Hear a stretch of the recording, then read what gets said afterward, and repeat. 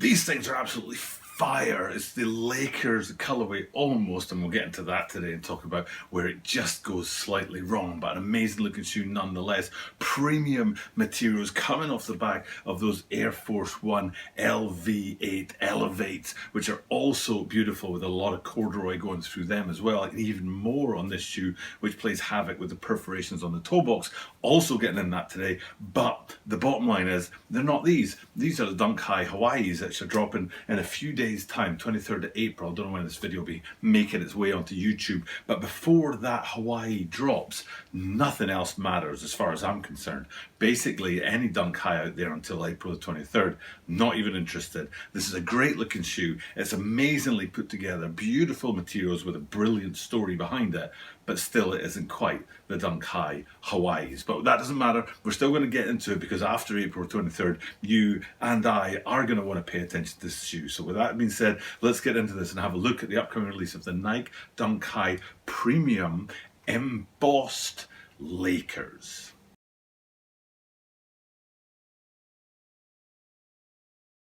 This is the Tokyo About It 23 Secret Channel. Tokyo About It 23 Secret Channel this.毎日アップするので毎日見てください. And every single day from Tokyo, Japan, I bring you content about upcoming secret releases, secret news, and secret reviews. And in the spotlight today, we've got the Nike Dunk High Lakers, is what they're calling it. I don't know what its official name is, but I doubt it'll actually come to us as the Lakers. But it does say Premium, PRM Premium, and EMB for embossed. And we talk about this at the channel a few times, that we know that embossed is something that pops off of the materials of a shoe, whereas debossed is stuff that's sort of indented into it, and it's that embossed detail at the heel that really dominates this embossed line. Like I said, those Air Force Ones that we looked at recently, black and silver I think they were, but there's so much more going on that shoe. The tongues, the heel branding, even on the insole and stuff like that, and of course the materials as well, and that was all kind of overlooked because of that embossed branding kind of dominating the shoe. Given that it's called the embossed, that makes sense. And it's the same with these guys. There's an awful lot going on there, not just that huge piece of embossed branding down at the lower part of the ankle. But we'll get into that. We'll get into the materials, we'll get into the insoles even, and all the details of this shoe in today's video as we take a close-up look at this upcoming release on April the 29th. So first things first, I'm going to do what I did with those Air Force Ones. I'm going to start with that embossed branding on the heel because there's a difference between those Air Force Ones and these guys today. The Air Force Ones had a very standard square, I think it was black stitching with a silver border on it, and that was it. Whereas these guys, yes, it's very standard, very square, but it's still black stitching for a member light. It's not purple, which kind of surprised me, and the outline in gold. But there's also a little extra on there because they've got some kind of motion motif that gives you the idea that the Nike is zooming off the back end of the shoe. So it's a little bit more than we got with those Air Force Ones for these Dunk Highs, and it's a great place to start with the shoe. And while we're down low like that, we might as well dip down, quickly look at the midsole, which is all white, and then quickly look at the outsole, which is all black, because they're very simple. Nothing much going on there, and it's great to get them out of the way before we move in to the rest of the shoe. Now that, speaking of the rest of the shoe, I think what I'll go with is I'm going to go with the corduroy first. Now on those Air Force Ones, talked about the corduroy, which is I think lacing system, ankle support, branding panel on the heel, and the swooshes on the side, and we're very clear about them being corduroy. I can't look at these and not think corduroy, but maybe it's a corduroy effect. I don't think it's quite actually corduroy materials, and there's not a better place to look at that than on the toe. So let's go have a look at the toe of these guys, and you can see that in that perforated effect that gives a bit of sort of ventilation to the front half of the shoe, very standard for dunks. But in the case of these guys, because of that padded, almost quilted effect on that toe, you can see that the perforations sort of sink in a little bit deeper. It's a little bit more effect on those perforations, and that makes me think it isn't actually a corduroy, which probably wouldn't hold the sort of indent the same way that these guys are holding the indent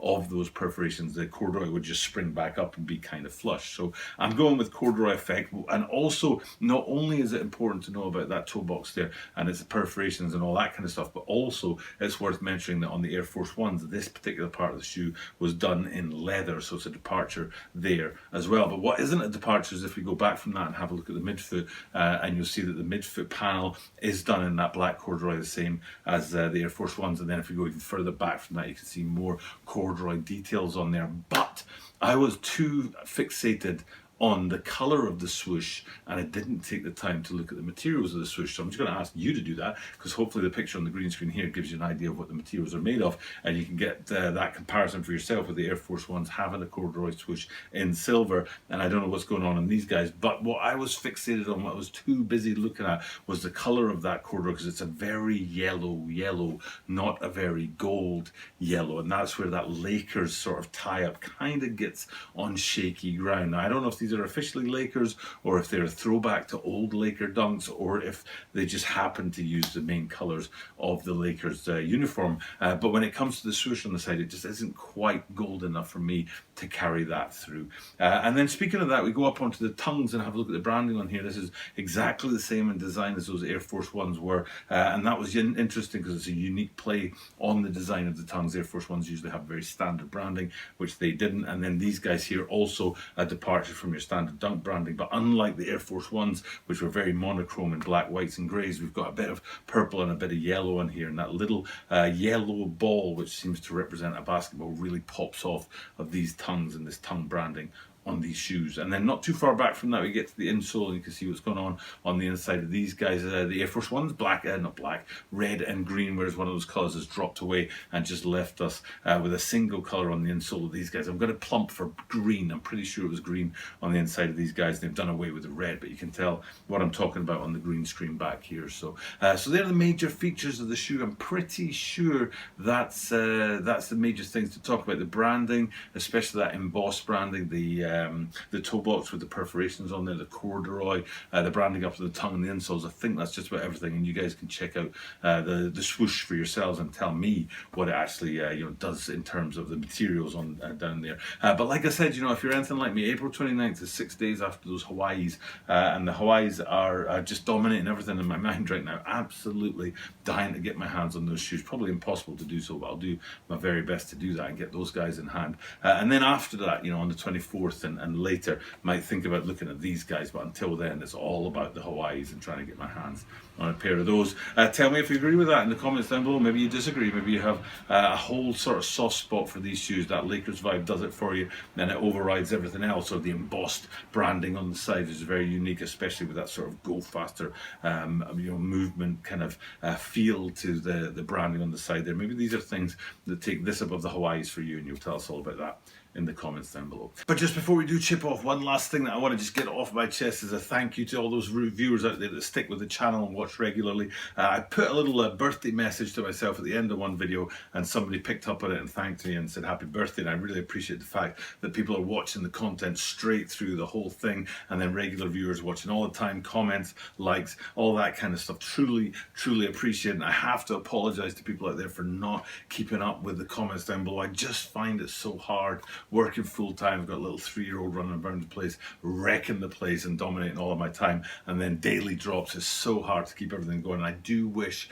I could do a lot more with those comments down below, but I never ever seem to find the time to get around to it. I will try and do better. I have been able to structure my life a little bit better recently and get some exercise in, which is a big jump forward for me because I haven't done any real exercise for literally years when my little girl was dominating the horizon. So there are changes, and hopefully those changes will come around to us also being able to hook up and communicate in the comments a bit better in the future. But for now, though, it's time to just wrap this video up. It's another video in our quest to get to 1,000 consecutive days on YouTube. I think we're round about 870 consecutive days, so we're chipping away. Not quite close enough yet to get excited, but getting there. So fingers crossed we'll be able to keep going with this daily content. But for now, it's just time for me to sign off, and I'll do the thing that I do at the end of every single video, which is remind you that I do this every single day, and that means you are guaranteed to see me tomorrow.